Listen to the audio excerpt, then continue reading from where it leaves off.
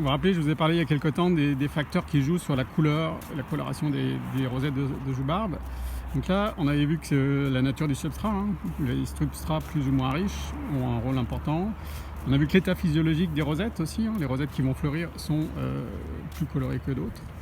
Et là, aujourd'hui, j'ai repéré quelque chose qui peut aussi aller dans ce sens-là, un facteur qui joue sur la coloration. Donc on voit là sur ce cultivar, Mahagoni, on voit que voilà, c'est un cultivar plutôt un peu vert, mais malgré tout avec des pointes bien colorées. Vous voyez, les rosettes sont quand même très colorées aux extrémités des feuilles.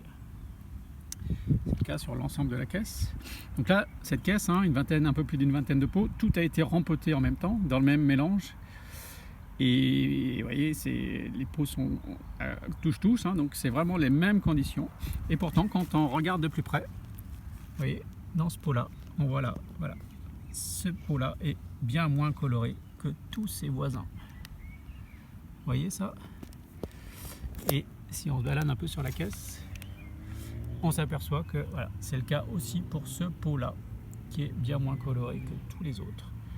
Et alors là, l'explication de ça, elle est simple, c'est que chez moi, le sud est dans cette direction-là. Et on voit que dans mes caisses, le bord des caisses, vous voyez là, il y a un rebord qui est 3-4 cm plus haut que le reste.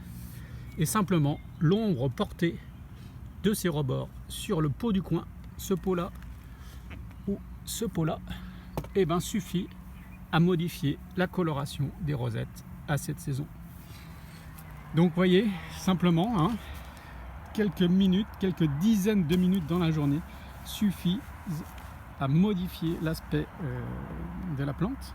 Donc imaginez quand vous êtes à Brest, quand vous êtes à Marseille ou quand vous êtes à Strasbourg, et bien forcément vous n'avez pas le même ensoleillement, la même luminosité, les mêmes rayons lumineux qui atteignent vos plantes.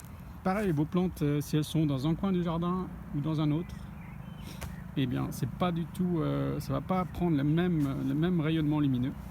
Notamment les UV peuvent avoir un rôle important. C'est pour ça que quand vous mettez des Sampériums à l'intérieur, même s'ils sont derrière une vitre, eh bien, ils n'auront pas les mêmes couleurs que s'ils sont à l'extérieur. Et voilà, quoi d'autre dire, voilà, ça c'est un bon exemple encore pour justifier que c'est très compliqué d'identifier un Sampérium qui n'a pas de nom, parce que simplement, en fonction de comment il est cultivé, il va avoir un aspect différent. Et donc voilà, si on ne connaît pas ça, si on ne connaît pas dans quelles conditions il est cultivé, c'est compliqué de l'identifier.